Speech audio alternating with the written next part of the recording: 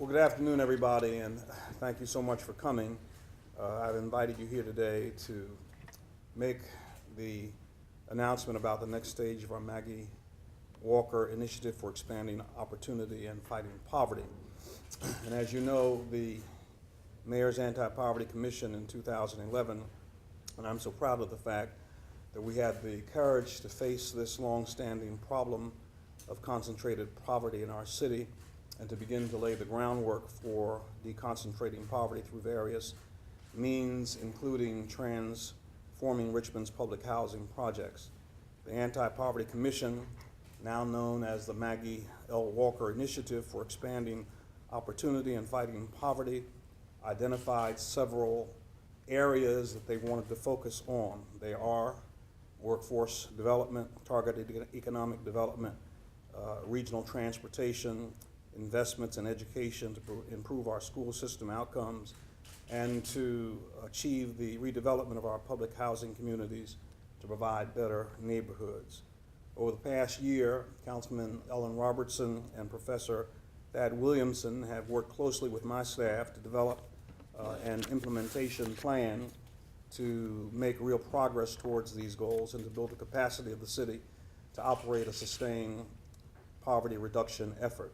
7 policy task forces consisted of city officials, academic experts, community stakeholders. These task forces worked extremely hard, and they included citizens, they included an advisory board that was established to review and provide feedback on any proposals, and over 60 local residents representing a variety of stakeholders participated in this process. In January, Councilwoman Robertson and Professor Williamson presented an action agenda and recommended actions for inclusion in this year's budget. And we're very happy that we have been able to work to respond to this request by including in this year's budget a total of $3.4 million to begin addressing this issue. This investment represents a strategic investment in our city that will leverage additional public and private resources. It will lay the groundwork for larger future investments. It will build the capacity of the city to execute and sustain a comprehensive poverty reduction strategy.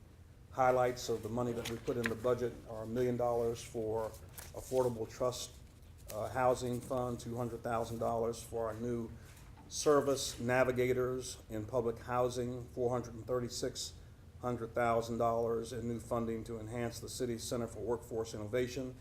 $255,000 is budgeted for wraparound parenting, child care, and transportation services for participants in workforce programs.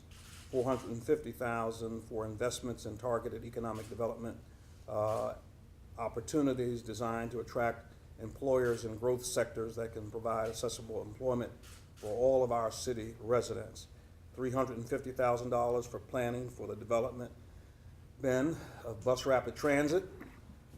And also these funds will provide a needed match that will bring more money for us to begin our bus rapid transit that will go from Rockets Landing to Willow Lawn.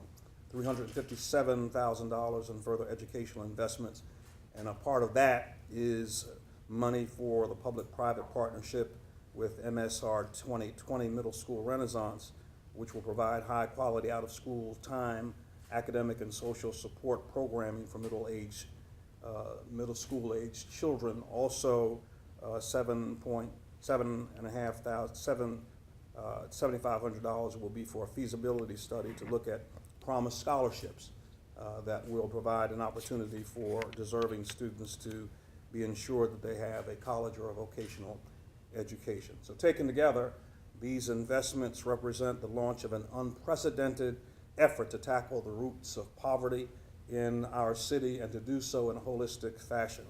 In fact, we have the opportunity here in Richmond to build a national model for building an effective ladder out of poverty for our residents, and it is a model that I believe will be emulated in other places.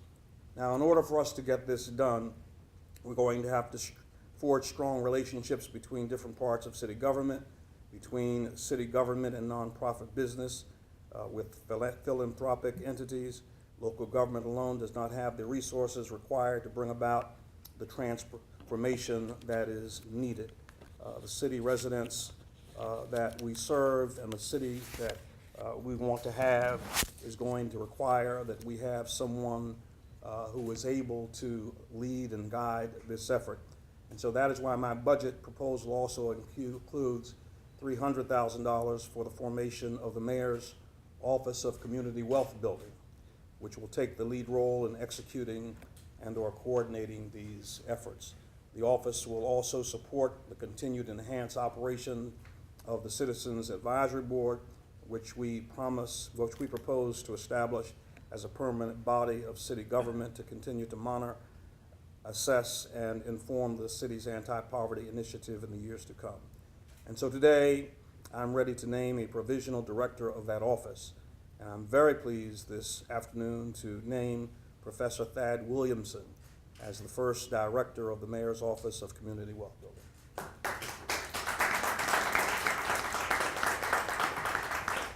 Professor Williamson has been granted a leave from the University of Richmond and will be joining our team on June the 1st. Thad is known locally as an articulate advocate for economic and social justice. Did you know that?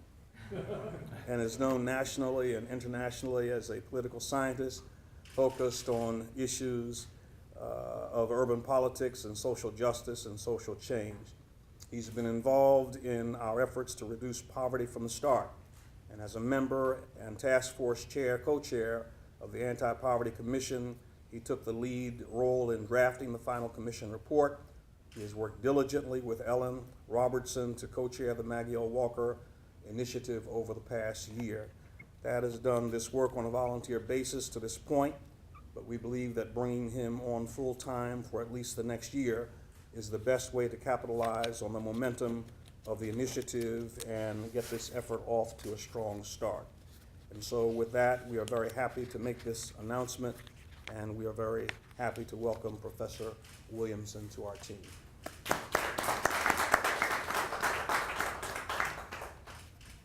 Statement? Sure. Thanks very much. I'm very honored and humbled to have this opportunity to serve the city of Richmond, in particular its low-income residents.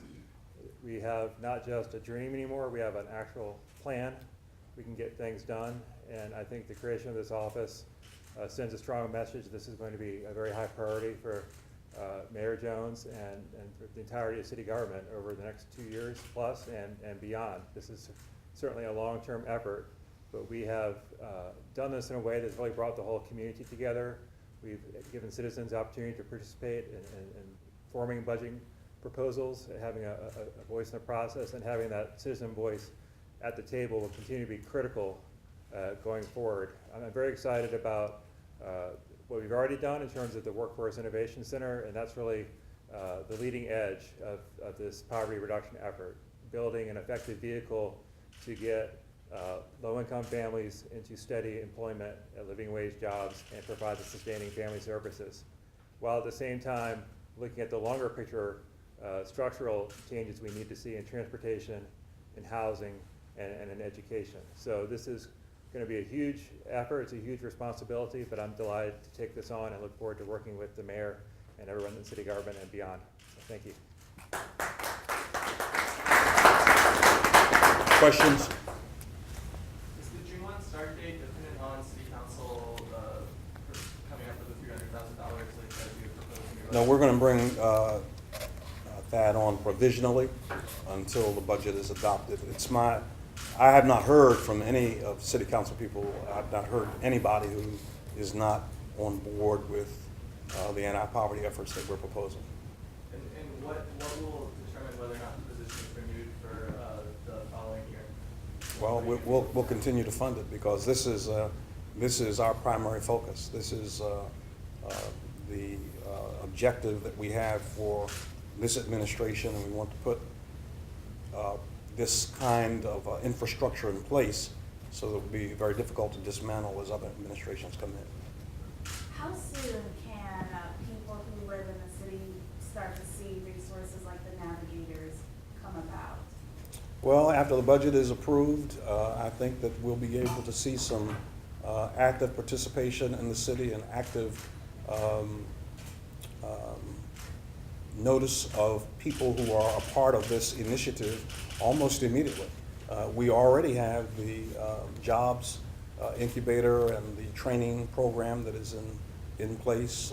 MS 2020, I believe it's called, the Renaissance Middle School group is already on the ground running, and so we don't have to begin from ground zero. We already have some infrastructure that is in place. That, how long is your leave, and do you foresee this at all? Is it at all possible you might just become a full-time thing too? Less than traditional? I'm on leave from the university for 1 year, and it's renewable for a second year. That's where it stands at the moment. Okay, thanks. Mr. Williamson, can you talk a little bit about your background and why you are qualified to have this position? I'm a professor at U of R. I've been there since 2005, and having studied and worked on issues of social justice, economics, political science, theology at Union Theological Seminary and at Harvard University, where I had the opportunity to interact with many of the top scholars of the older generation and the new up-and-coming generation. I had that background, but it's really through the teaching at U of R and the community learning that goes on there that I learned from my students about what is going on in the city, and compelled to come out and learn not just about the west end of the city where the university is, but about the entire city and its problems. And I'm actively engaged in the community in a variety of ways. I coach basketball at the Randolph Community Center. I'm not going to sit here and say I know it all, because no one does. And there's so much to learn. It's a hugely challenging issue. But I think I do bring both the academic experience and some policy know-how and the connections with people to really move this. I have one more question. For the Anti-Poverty Commission, it's a very diverse group of people. Can you talk about the advantages of having that? Professor and community activists, people with different viewpoints? It would be inappropriate for us to plan to strategize against mitigating poverty without including people who are in that condition.